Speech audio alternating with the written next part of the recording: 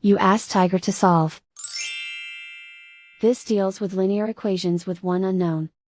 The final result is I equals 5/7. Let's solve it step by step. Simplify the expression. Group like terms. Simplify the arithmetic.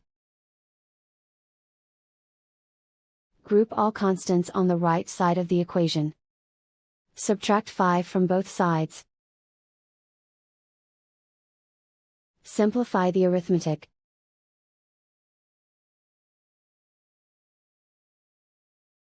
Isolate the I. Divide both sides by -7. Cancel out the negatives.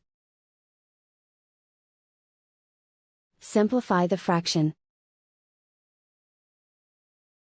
Cancel out the negatives.